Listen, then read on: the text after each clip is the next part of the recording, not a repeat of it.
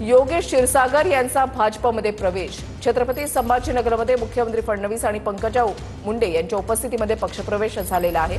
काल योगेश क्षीरसागर यांनी दादांच्या राष्ट्रवादीमधून राजीनामा दिला।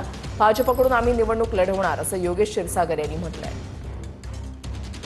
आदरणीय पंकजाताई मुंडे साहेब यांच्या मार्गदर्शनाखाली भारतीय जनता पार्टीमध्ये आम्ही आणि आमचे सर्व सहकारी हे प्रवेश घेत आहोत आणि येणाऱ्या स्थानिक स्वराज्य संस्थेच्या निवडणुकीच्या अनुषंगानं आम्ही तयारीत आधीपासून होतो, पण आता भाजपच्या कमळ या चिन्हावर आपण ही निवडणूक लढवणार आहोत। जालन्याच्या भोकरदन नगर परिषदेसाठी काँग्रेसची स्वबळाची तयारी आहे। काँग्रेस जिल्हाध्यक्ष राजेंद्र देशमुखांची प्रतिक्रिया आहे। आमचे सर्व उमेदवार ठरलेले आहेत असं राजेंद्र देशमुख यांनी म्हटलंय।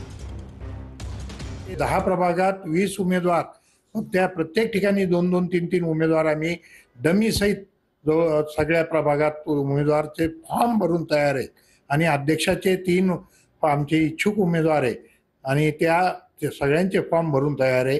आम्ही उद्या सगळे फॉर्म आम्ही आघाडीचा प्रयत्न आमचा उद्या दुपारपर्यंत शेवटच्या क्षणापर्यंत आम्ही करणार आहोत।